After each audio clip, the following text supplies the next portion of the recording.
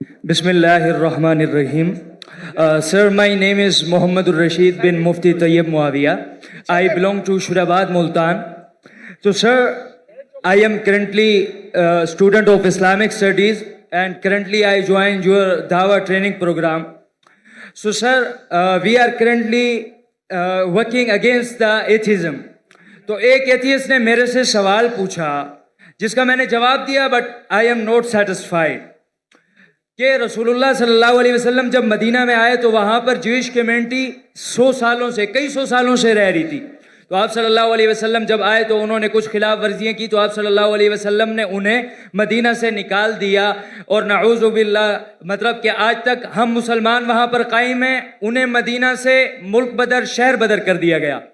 और आज जब इसराइल या ज़ोनिस्ट ने हमारे पैलेस्टाइन पर गलत कब्जा किया तो ये कब्जा सही है, क्योंकि कल जब हमने उन्हें निकाला था तो वो आज जब हमें निकाल रहे हैं, तो इसमें मसला क्या है? ये मेरा सवाल नहीं है, मेरे से पूछने वाले एक दोस्त का सवाल है। He is atheist. भाई साहब को एक ऐसे से सवाल पूछा कि मोहम्मद सल्लल्लाहु अलैहि वसल्लम मदीना में आए और यहूद को निकाल दिए और उनका कब्जा कर लिए। यहूदी लोग घुस गए और फ़लस्तीन में और गाज़ा में और कब्जा कर रहे। तो ये तो यकसा है, फ़र्क क्या है इसमें? मोहम्मद सल्लल्लाहु अलैहि वसल्लम किए क्या नहीं किए उसके डिटेल में जाता नहीं हूँ, लेकिन मैं ये मानता हूँ कि पहले ज़माने में जब जंग होती थी, जो भी जीत जाता था वो उसकी लैंड हो जाती थी।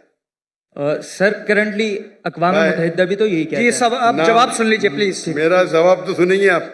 सॉरी, मैं क्या बोलने वाला जानते हैं आप? सुने मेरा जवाब कभी? नहीं सुने ना? तो जवाब तो कंप्लीट करने दो ना, आप मुझसे बहस कर रहे। सॉरी, यही प्रॉब्लम है। इन्नल्लाह मा साबिरीन, अल्लाह उनके साथ है जो सब्र करते हैं।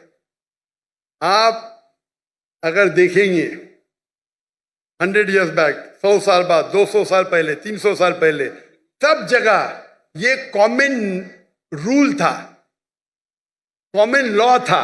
अगर एक देश हमला करता है और जीत जाता है तो उसका होता है। दुनिया भर में ऐसा है, दुनिया भर में, हिंदुस्तान में हो या अमेरिका में हो या इन सब जगह।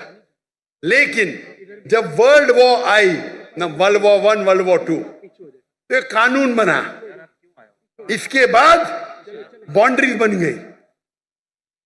प्रॉब्लम है हम जानते ही नहीं, हम कानून जानते ही नहीं, हम मुसलमान पढ़ते ही नहीं।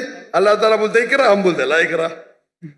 जब कानून बन गया वर्ल्ड वॉर 1 और वर्ल्ड वॉर 2 के बाद, उसके बाद आप ये पुराना कानून यहाँ नहीं ला सकते। और जो इजराइल जो कर रही है वो वर्ल्ड वॉर 1 और 2 के बाद कर रही है, समझे आप? और जो बेलफोर्ड, जो ब्रिटिशर्स ने दुनिया का 1/3 हिस्सा, 1/3 वर्ल्ड को रूल किया इलीगली, उस टाइम कानून बन चुका था। वर्ल्ड वॉर 1 खत्म हुई थी, 2 चल रही थी कानून, लेकिन फिर भी वो कर रहे थे, बोल रहे थे हम दुनिया को अच्छा करने जा रहे। इंडिया में, हमारे इंडिया जब एक थी United India, east India company कायम की तिजारत करने के लिए। हमको लूटा, हिंदुस्तान को लूटा, हमारे लोग को हमारे खिलाफ। बाद में जब जाते जाते देश का बंटवारा किया। उसी टाइम आप देखेंगे पैलेस्टाइन, जो यहूद तो बहुत कम थे, बहुत कम थे, और उनकी लैंड भी कुछ नहीं, few % की थी। देखेंगे तो मैम, वो जाते जाते उन्हें यहूद को दे दिए। अरे उनके था ही नहीं तो कैसा दे सकते? चोरी किए फिर दे रहे कैसा? उस टाइम भी बहुत कम था, लगता है 11% थे।